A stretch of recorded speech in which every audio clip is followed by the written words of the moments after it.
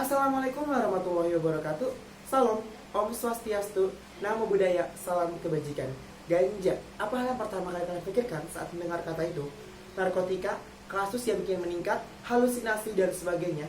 Nah, oleh karena itu izinkan saya Deva Ramadan dari kelas 11 IPA 4 SMA Negeri 6 Depok akan menjelaskan tentang ganja lebih mendetail dan lebih mendalam dengan tema dibalik nikmatnya ganja.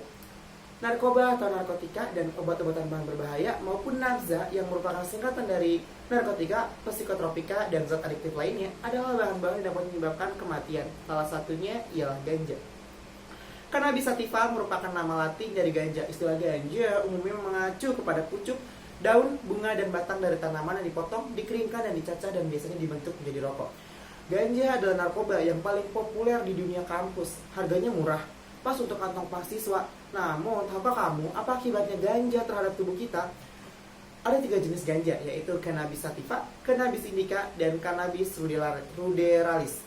Menurut BNN di tahun 2015, ketiga jenis ganja ini memiliki kandungan tetrahidrokannabinol atau THC yang berbeda-beda.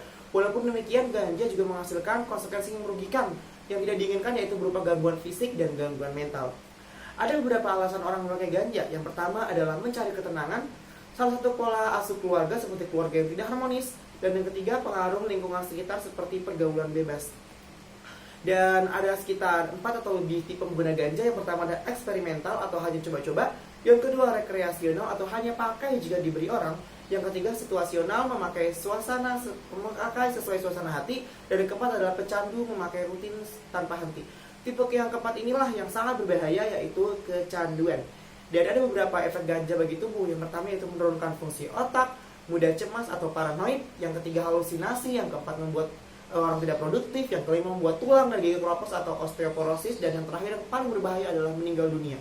Lalu bagaimana jika kita hanya memelihara dan menanam ganja tanpa mengonsumsi?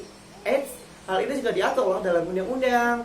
Menanam ganja dapat dikenai sanksi pidana. Hal ini diatur dalam Undang-Undang Nomor 35 Tahun 2019 tentang narkotika. Karena di Indonesia sendiri tanaman ganja termasuk dalam jenis narkotika golongan 1.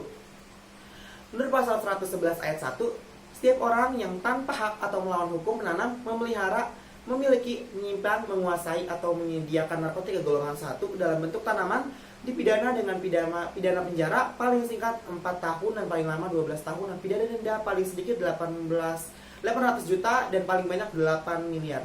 Di ayat kedua sendiri, dalam hal perbuatan menanam, memelihara, memiliki, menyimpan, menguasai, atau menyediakan narkotika golongan 1 dalam bentuk tanaman sebagainya dimaksud pada ayat 1, beratnya melebihi 1 kg atau melebihi 5 batang pohon. Pelaku dipidana dengan pidana penjara seumur hidup atau pidana penjara paling singkat 5 tahun dan paling lama 20 tahun dan pidana denda maksimum sebagaimana dimaksud pada ayat 1 ditambah 1/3. Dengan hukuman sanksi dan denda yang telah tercantum tersebut, yakin masih mau menanam ganja?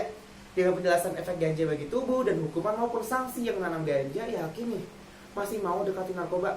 Stop dekati narkoba, mulai dekati saya, bercanda. Stop dekati narkoba, mulai dekati agama, karena dengan agama semua bahagia. Terima kasih.